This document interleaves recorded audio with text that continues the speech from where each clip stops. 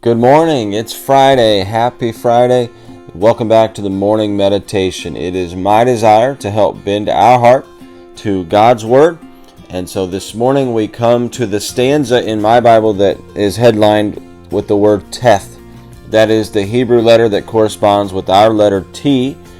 And there is a word that he seems to emphasize in this stanza from verses 65 to 72. Of course, in Psalm 119, and that word is the Hebrew word tov, and it means good. And so there's an emphasis in this particular set of verses on God being good. It's kind of like David is reflecting on his life, and in verse 68 he says, "Thou art good." We know he's saying, God, you're a good God. But not only that, but thou doest good. You've done good in my life is kind of what he's reflecting on. And there's one thing in particular that I believe he's thankful that God has done in his life. I'll show you that in just a moment. You know, Martin Luther said there are 3 rules presented in this psalm that help us get a deeper understanding of who God is and his word. We've emphasized a couple of them. One was prayer.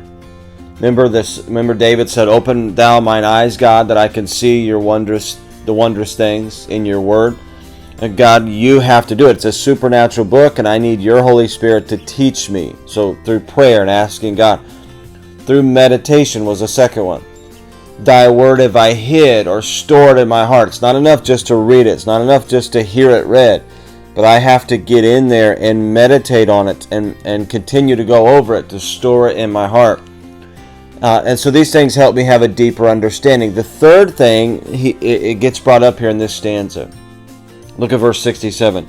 "Before I was afflicted, I went astray, but now I have kept thy word."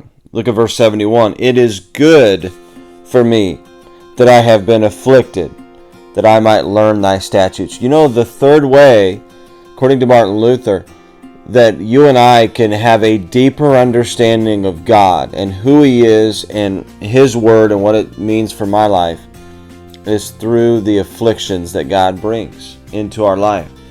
C.S. Lewis said, "God whispers in our pleasure, but he shouts in our pain." He says pain is God's megaphone to rouse a sleeping world. And someone else said, "The Lord save us from the greatest of all afflictions," and that is an affliction that's lost, an affliction that we don't learn from, that we go right on. We maybe complain about it, we maybe get frustrated in life and frustrated at God, but we don't learn from it. That's the greatest of all afflictions. So the good in this stanza that the psalmist David is reflecting on is actually the affliction that God has brought in his life, because I think as you read through there, you'll see that affliction has brought David understanding. It's brought him discernment and wisdom in this life. It's brought about obedience out of his life.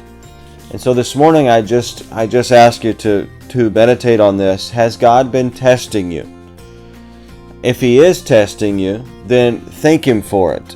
And do your best to have the attitude of David, and that is, I can learn from this affliction. In fact, I'll learn things from this affliction that I never would have learned any other way.